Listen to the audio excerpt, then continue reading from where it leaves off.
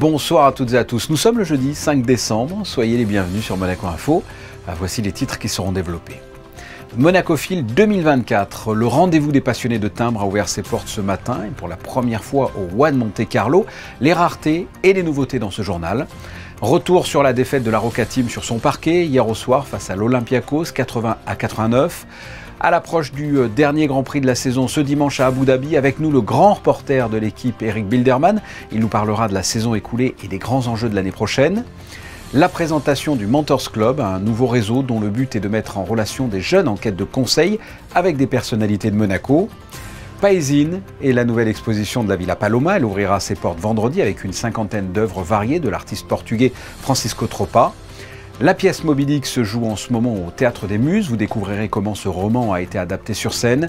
Et enfin, coup de projecteur sur le Club international des Amis des Chiens Guides d'Aveugles de Monaco qui œuvre dans la recherche de financement pour cet animal de compagnie indispensable pour certaines personnes.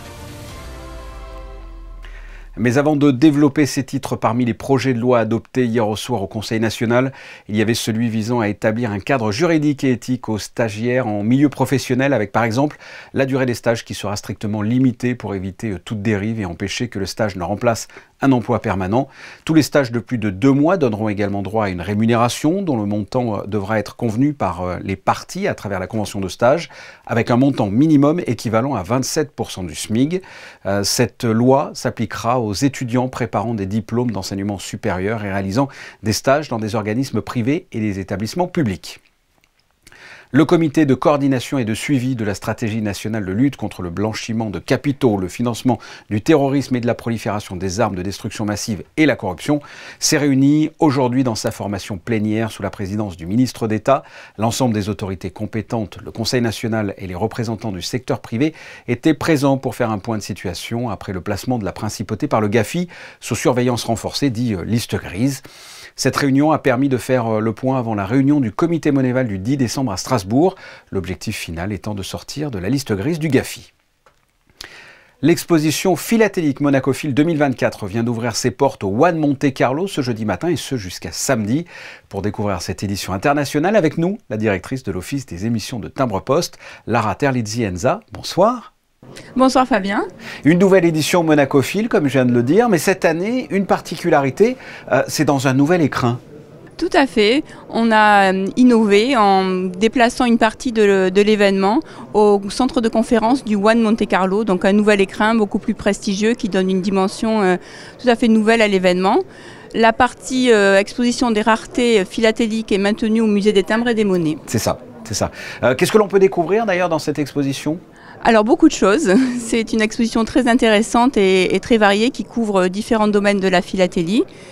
Vous avez bien entendu une partie exposition commerciale avec la présence de négociants internationaux, d'administration postale, de maisons de vente aux enchères. Vous avez l'exposition thématique qui est axée cette année sur la philatélie, l'histoire postale de l'Extrême-Orient. Et puis une exposition de 12 raretés les plus rares au monde, 12 raretés philatéliques, dont une pièce appartenant à Sa Majesté le roi Charles III. Et bien entendu, la vente de produits philatéliques par l'Office des timbres. En quoi ces expositions, parce qu'il y en a plusieurs, sont rares au point comme ça de faire déplacer des spécialistes et des passionnés de timbres ? Alors Monacophile s'inscrit depuis des années dans l'histoire de la philatélie mondiale comme une exposition très très haut de gamme et très prestigieuse avec des collections, des raretés philatéliques parmi les plus rares au monde et la présence des plus grandes maisons de vente aux enchères présentes. Justement, qui sont les personnes qui exposent et les personnes qui viennent voir cette exposition? D'où viennent-ils en règle générale? C'est vraiment international? Alors ce sont des personnes qui viennent de tous les horizons, donc une clientèle internationale, avec vraiment des collectionneurs de Monaco, de France, mais également beaucoup d'étrangers qui viennent enrichir leur collection, mais également admirer les expositions thématiques, les raretés mondiales. Il y a l'exposition, mais il y a aussi des conférences, hein? Oui, exactement. Durant ces 3 jours, des conférences seront données toute la journée, donc à partir d'aujourd'hui jusqu'à samedi soir, au centre de conférences du One Monte Carlo. Ce sont des conférences, des interventions qui sont effectuées par des spécialistes de la philatélie de renommée internationale. Sans oublier les artistes qui ont dessiné ou gravé les timbres, ils seront présents aussi. Bien entendu, et je tiens à les remercier, donc les artistes qui dessinent et gravent les timbres de Monaco, qui sont là donc pour montrer leur travail, et également signer des feuilles de timbre, des enveloppes premier jour, avec une démonstration de gravure également. D'accord. Et l'Office des timbres de monnaie met en vente 2 émissions anticipées du programme 2025, c'est-à-dire ? Nous sortons aujourd'hui 2 timbres qui appartiennent au programme 2025. Il s'agit donc du bloc Monacophile 2024, mais qui appartient au programme 2025. Et également un timbre sur l'année sainte, puisque l'année prochaine, c'est l'année, enfin le pape a décrété année sainte, jubilé 2025. Et il y aura également 3 produits exclusifs édités en série limitée. Expliquez-moi ça. Exactement, exactement. Nous avons édité 3 coffrets, 3 encarts en série limitée, donc des produits de collection. Un coffret qui contient une affiche réalisée en taille douce, donc c'est-à-dire gravée, sur la thématique donc, de Charles Quint, puisque cette année nous commémorons le 500e anniversaire de l'alliance avec Charles Quint. Un autre encart donc, sur la thématique Année Sainte, avec un feuillet non perforé, un feuillet numéroté à 2500 exemplaires. Et puis un encart coffret avec le bloc Monacophile 2024, numéroté également. Monacophile 2024 de ce jeudi jusqu'à samedi. Lara Terlizzi-Enza, merci. Merci Fabien, bonne soirée. Et toujours dans le cadre de Monacophile, on retrouve Christinda Petit qui était sur place lors de la visite princière pour lancer cette nouvelle édition du Monacophile. Regardez ce reportage sur des images de Camille Caloni.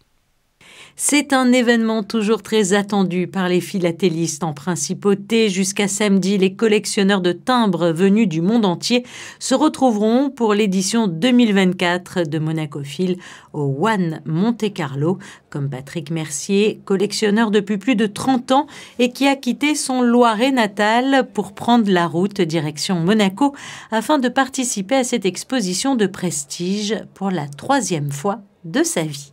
Je collectionne Monaco, j'ai déjà une très belle collection de Monaco en fait, où il me manque un seul timbre de Monaco et je recherche surtout tout ce qui sort de l'ordinaire, donc des essais, des noms dentelés, etc., des variétés, vraiment tout ce qui sort de l'ordinaire de Monaco, quoi. À quelques pas de là, nous nous rendons au stand de l'Office des timbres de Monaco qui ne désemplit pas et qui propose 2 émissions du programme philatélique 2025, le bloc Monacophile 2024 et le timbre mettant à l'honneur l'année sainte 2025. 3 encarts exclusifs en édition limitée qui s'arrachent comme des petits pains. On attendait du monde, mais là, franchement, oui, énormément. Qu'est-ce qui est le plus demandé? Les encarts. Les encarts sont très demandés. Beaucoup de ventes de timbres concernant déjà Charles Quint et le timbre de la Princesse Grace. Mais n'oublions pas que le timbre est à la pointe de l'art, c'est pourquoi nous sommes allés à la rencontre de ceux qui leur donnent vie, les artistes, car n'oublions pas que ce sont eux qui leur confèrent une dimension unique. Depuis 20 ans, Sarah Lazaveric dessine des timbres pour la principauté, comme celui qu'elle a réalisé de John Kelly à l'occasion de la commémoration de son obtention de sa médaille d'or aux Jeux Olympiques de Paris en 1924. Nombreux sont ceux qui souhaitaient un autographe de la jeune femme, car créer un timbre est comme donner vie à une œuvre d'art, avec quelques subtilités toutefois. Comme faire un tableau pour ce qui concerne la composition, le travail d'équilibre de la composition dans son ensemble. Et puis après, il y a un travail spécifique de lisibilité puisque c'est un format qui est petit, donc il faut quand même que les éléments soient lisibles. Peut-être une sorte de simplification par rapport à un tableau qui serait plus grand, puisque aussi le format l'impose. Et après, par contre, il y a tout le travail aussi de gravure, de dessin des lignes pour la gravure, qui est très complexe et qui, là, par contre, demande beaucoup de précision. Donc, il faut qu'il y ait une complexité et voilà, et aussi une complexité du fait de devoir rendre une image qui est en couleur, avec des lumières, avec des ombres et des contrastes, uniquement avec du noir, une seule ligne, qui va être une ligne, puis une ligne croisée, des points, etc., qui vont rendre toute la complexité d'une image.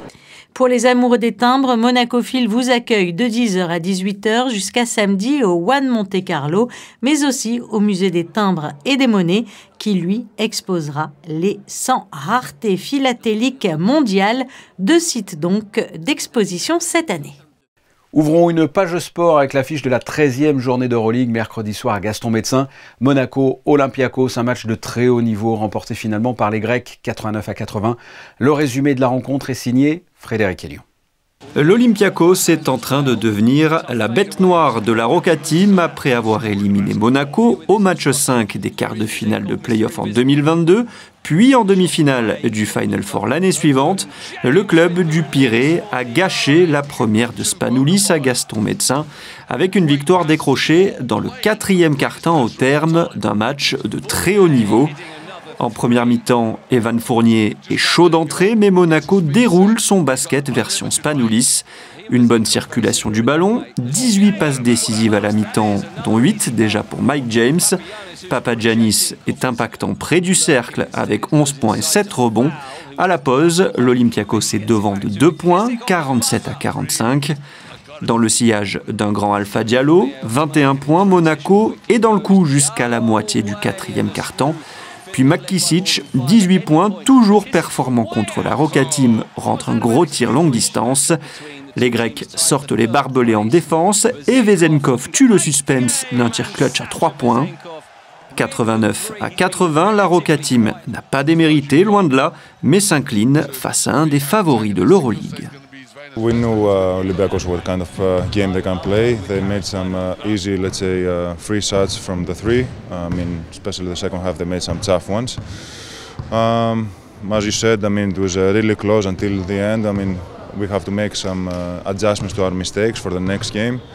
But you know, we're gonna see the bad and the good because we had some good moments as well, and we have to improve on these moments as well. Et Monaco retrouvera Gaston-Médecin dès vendredi soir avec la réception de l'Alba Berlin, mal en point et 17e d'Euroleague. Une rencontre qui se jouera donc vendredi à 19h. En F1, ce dimanche, le dernier Grand Prix de la saison à Abu Dhabi, avec la magnifique nouvelle dont on a déjà parlé hier. Les 2 frères Leclerc, Charles et Arthur, seront dans la même écurie le temps des essais libres de vendredi avec la Scuderia. Carlos Sainz récupérera son baquet pour le reste du week-end. Verstappen a déjà remporté ce championnat, mais il y a beaucoup d'autres choses à dire sur cette saison et la suivante qui se prépare.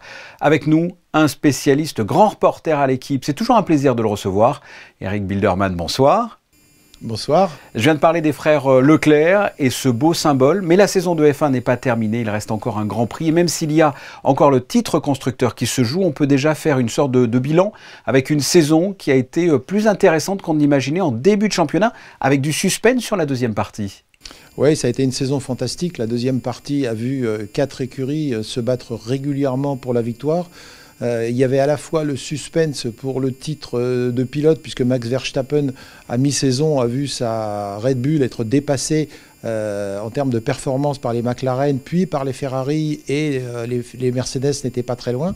Et derrière cette bataille de titans entre lui et Lando Norris, aujourd'hui, il reste encore un titre. Et ça montre justement la qualité de cette saison, puisque le titre constructeur va se jouer entre McLaren et Ferrari à Abu Dhabi ce week-end. Oui, puis en plus à Abu Dhabi, là, effectivement, ce dimanche, se joue aussi la place de 2e et 3e entre Leclerc et Norris. Ça risque d'être un Grand Prix, même si on connaît le vainqueur Verstappen de cette saison, ça risque d'être un Grand Prix hyper intéressant.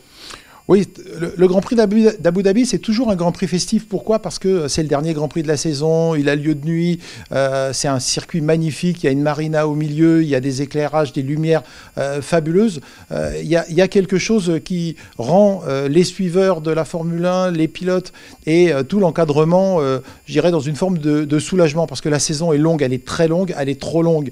24 Grands Prix, dont les 3 derniers enchaînés, où vous passez de la zone américaine au Qatar et à Abu Dhabi, vous avez donc ces 3 Grands Prix qui se suivent. C'est d'une violence physique et en termes de concentration pour les pilotes, mais pour tous les suiveurs, et je pense en plus, et peut-être plus particulièrement aux mécanos, qui fait que quand on y est, voilà, il y a une forme de plaisir, de décontraction, et juste après la fin du dernier Grand Prix, tout le monde débouche le champagne, les bières, c'est très sympa. Ouais, il était temps que ça se termine. Et l'info de dimanche dernier, à l'issue de la course, Esteban Ocon qui ne sera pas dans son baquet justement chez Alpine pour le dernier Grand Prix. Vous analysez ça comment? C'est violent. C'est violent de la part d'Alpine. Oui, c'est pas une décision bipartite, c'est Alpine qui a décidé ça?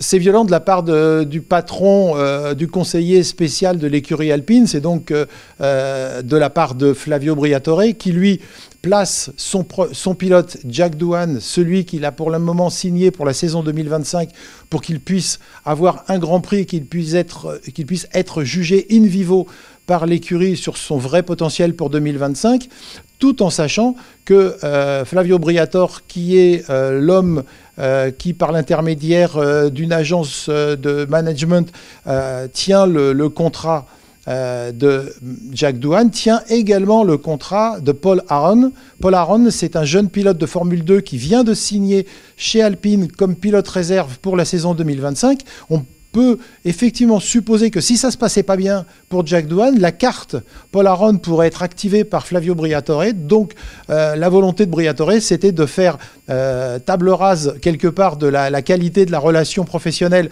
avec Esteban Ocon, de le squeezer sur le dernier Grand Prix en prétextant de le libérer plus tôt que prévu pour aller rouler dès le début de la semaine prochaine avec sa future écurie, avec Haas, et non pas de devoir attendre le 31 décembre. Mais en gentleman agreement logique, on aurait dû laisser Esteban finir sa saison et le libérer dès le lendemain pour bons et loyaux services. C'est quand même un garçon qui a rapporté un titre, une victoire en Hongrie pour Alpine. Et ça, il ne faut pas l'oublier. Et comment vous la voyez justement cette prochaine saison? Qu'est-ce qu'elle vous inspire? La saison 2025 va être excitante. Elle va être excitante parce que Lewis Hamilton arrive chez Ferrari. Elle est d'autant plus excitante que pour un monégasque, c'est de voir que la confrontation qui va avoir lieu entre le pilote de la Principauté et le septuple champion du monde. Les premiers Grands Prix vont être décisifs. Si Lewis Hamilton retrouve son vrai potentiel qu'il ne montre pas depuis quelques mois, eh bien, la bagarre va être terrible pour savoir celui qui prend la main dans l'écurie. Si Lewis Hamilton ne donne pas dans les premiers Grands Prix satisfaction, ou en tout cas n'est pas devant et largement devant Charles Leclerc, eh bien quelque part ça conforterait le pilote monégasque. Donc le principal attrait pour nous Français, pour nous monégasques, c'est effectivement de suivre cette aventure chez Ferrari. Mais au-delà de ça, on va voir si Max Verstappen peut conserver son titre avec une voiture qui cette année n'a pas été véritablement en fin de saison au niveau des meilleurs, et si Lando Norris va apprendre de ses erreurs, si Oscar Piastri, qui est le coéquipier du même niveau que Lando Norris, va accepter d'être le pilote numéro 2 de cette écurie, ou si au contraire la bataille va être terrible chez eux. Donc autant d'éléments qui font que cette saison 2025, la dernière avec la réglementation actuelle, va être fantastique. En attendant, Abu Dhabi ce dimanche. Merci Eric Bilderman. Merci à vous. Un nouveau réseau se crée à Monaco, celui du Mentors Club, une idée mise en forme par quelques élèves du lycée Albert Ier. Le but est de mettre en relation des jeunes en quête de conseils avec des personnalités de Monaco au parcours inspirant. La première rencontre pour lancer le projet a eu lieu ce mercredi. Reportage d'Alban Gingembre et Loïc Marage. Vos rêves, vos ambitions, n'importe quelle que soit leur taille ou leur nature, il faut les poursuivre. S'autoriser à rêver, se fixer des objectifs, s'entourer d'une bonne équipe, ce sont tant de conseils que ce groupe de mentors va pouvoir transmettre à la jeunesse monégasque. Le Mentors Club va permettre à des adolescents d'être mis en relation avec des personnes actives. À l'origine de cette idée, Alexandrine, lycéenne en pleine réflexion sur son avenir. On nous pose beaucoup de questions par rapport à ce qu'on veut faire plus tard. Et je pense qu'on n'est pas encore totalement adulte, donc on ne sait pas encore. Mais je pense qu'il y a plein de choses qui nous passionnent. Et justement, il faudrait peut-être avoir le déclic. Et ces mentors vont nous aider à avoir ce déclic-là. Et c'est pour ça que je voulais donner aux jeunes le plus de domaines possible pour qu'ils puissent découvrir le plus de métiers possible. Pour moi, un mentor, ça transmet tout ce qu'il sait qu'un lycéen ne sait pas. Il peut lui expliquer quel type d'études faire, quel type de stage faire, quel type de job faire. C'est vraiment, en fait, c'est aussi, chaque mentor a quelque chose de différent à donner et à procurer à un adolescent. Et c'est justement pour ça que c'est intéressant d'avoir des gens de tellement de domaines différents, avec des états d'esprit différents. Médecins, avocats, sportifs, chefs d'entreprise, le club regroupe 30 mentors de tous secteurs. Lorenzo a fondé une société qui travaille avec des athlètes et il dirige une société de gestion de fortune. Il fait partie de ce nouveau réseau. La vraie différence que l'on a vis-à-vis d'un lycée aujourd'hui, c'est 15, 20, 30 ans d'expérience en plus. Donc les partager au maximum, et c'est aussi peut-être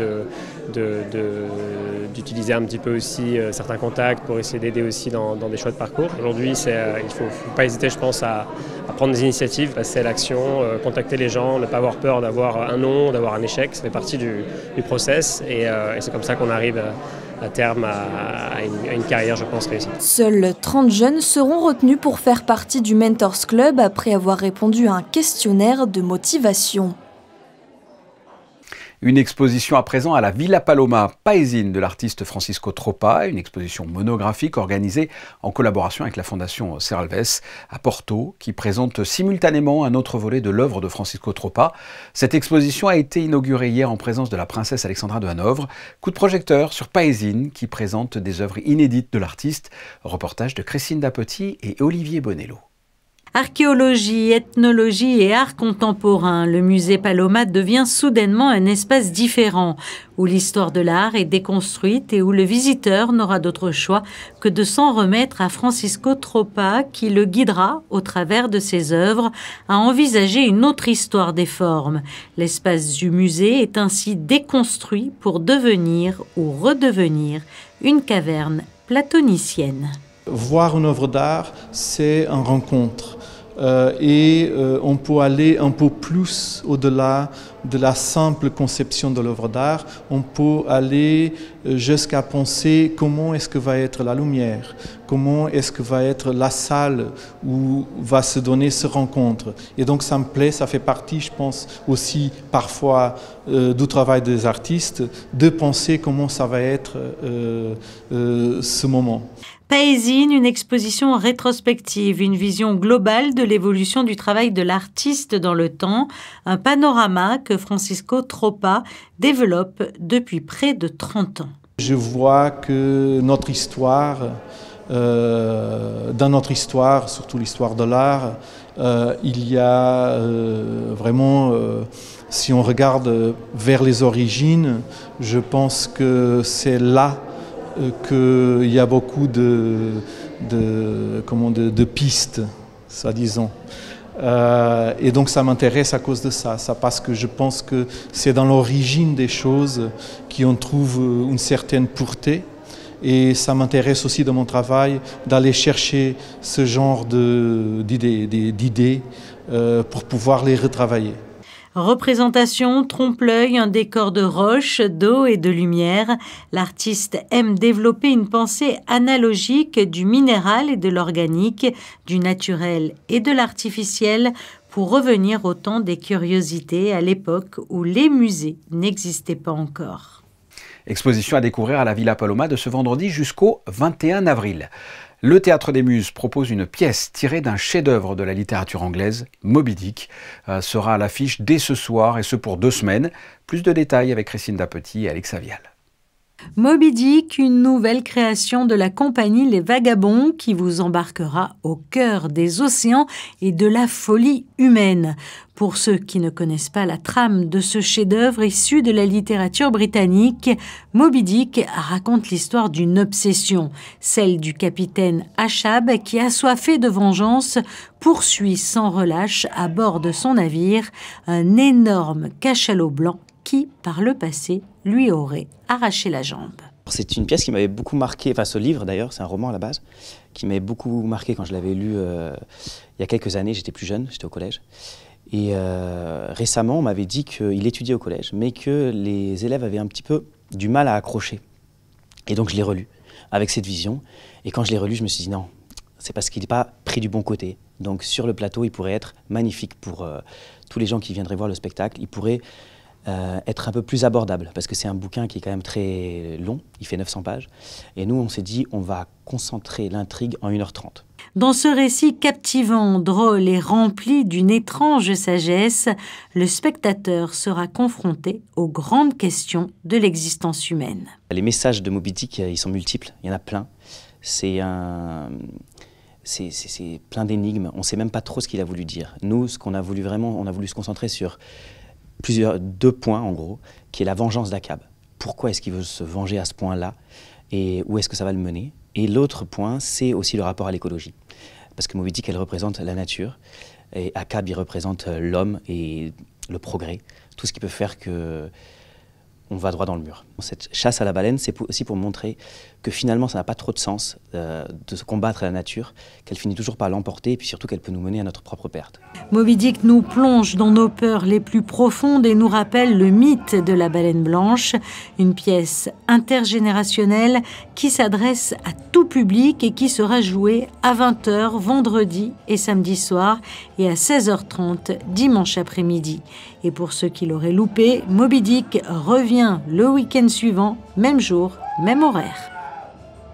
Cette pièce est aussi l'occasion pour notre journaliste de questionner la maîtresse des lieux, Anthea Sonio. Moby Dick est jouée certes pour les spectateurs, mais elle est aussi un hommage à Paul Watson. Je vous propose de l'écouter. C'est le rôle d'un théâtre, en fait, de regarder la vie aujourd'hui et d'essayer de trouver des points de référence dans le passé et d'éclairer, grâce au texte d'hier, ce qui se passe aujourd'hui. Et en fait, en l'occurrence, on s'aperçoit que ce qui se passe là avec Paul Watson, c'est complètement hallucinant par rapport à l'histoire de Moby Dick. Parce que l'histoire de Moby Dick, c'est l'histoire d'un capitaine qui poursuit avec une frêle embarcation un cachalot qui a dévoré sa jambe. Mais aujourd'hui, on s'aperçoit que celui qui, avec sa frêle embarcation, se met devant les baleiniers pour défendre les baleines, finalement, c'est lui qu'on poursuit et qu'on enferme. Et plus que jamais, ce spectacle est là pour nous rappeler combien nous avons tous le devoir de tout faire pour préserver les océans et la nature. Sans transition, coup d'œil sur le Club international des amis des chiens guides d'aveugles de Monaco qui œuvre dans la recherche de financement pour les chiens guides, des compagnons essentiels dans la vie de leurs propriétaires. Alban Gingembre et Lionel Bernardi sont allés à la rencontre de Léana qui a bénéficié d'un chien guide grâce à l'association. Voyez le reportage. Plus qu'un guide, le chien est un véritable compagnon de vie pour son propriétaire malvoyant. Léana avance avec Swing depuis presque 2 ans. L'animal a tout changé dans son quotidien. Grâce à elle, je me déplace en autonomie, je vais à la fac tous les jours, elle m'accompagne dans tous mes déplacements. Et grâce à elle, l'année prochaine, je vais pouvoir réaliser mon rêve, c'est-à-dire monter à Paris pour faire des études de kiné. C'est la Fondation Gaïane qui a formé le chien de Léana. Un travail quotidien pendant 2 ans pour éduquer l'animal. Il est placé dans une famille d'accueil qui va sociabiliser le chien, c'est-à-dire l'amener en ville, l'amener dans des lieux publics les plus diverses. Et puis au bout d'1 an, eh bien, le chien rentre dans notre fondation, dans notre école. Et là, ce sont des professionnels, des éducateurs de chiens guides qui pendant 6 mois vont lui apprendre son métier de chien guide. Mais aussi c'est un aimant social, c'est-à-dire il va permettre à l'enfant ou à l'adulte eh bien, de favoriser la rencontre à l'autre. Et c'est indispensable du fait que nous sommes privés d'images, nous sommes parfois eh bien, un petit peu dans l'isolement. Eh bien, le chien nous permet d'aller vers les autres et d'exister. C'est grâce au Club international des amis des chiens guides d'aveugles de Monaco que Léana a pu bénéficier de son compagnon. L'association œuvre dans la recherche de financement pour les chiens guides d'aveugles. La principauté est particulièrement généreuse et adaptée aux personnes et elle est très consciente des situations et c'est l'année particulière pour Monaco de l'inclusion du handicap. Et pour cela, on fait des réunions où ils essayent de pallier aux inconvénients que personne n'a vu peut-être. L'association s'évertue aussi à démocratiser de nouveaux matériels éducatifs pour permettre aux personnes malvoyantes de bénéficier d'activités ludiques. Le reste de l'actualité en bref, le souverain a remis mercredi soir au Yacht Club des diplômes à des étudiants qui ont participé à un stage d'aventure Outward Band. Outward Band Monaco est une association caritative fondée en 2004. La 54e édition de la Kermesse œcuménique se déroulera ce samedi de 10h à 18h sous le chapiteau de Fontvieille. L'objectif, récolter des fonds au bénéfice des bonnes œuvres des paroisses de la Principauté de Monaco.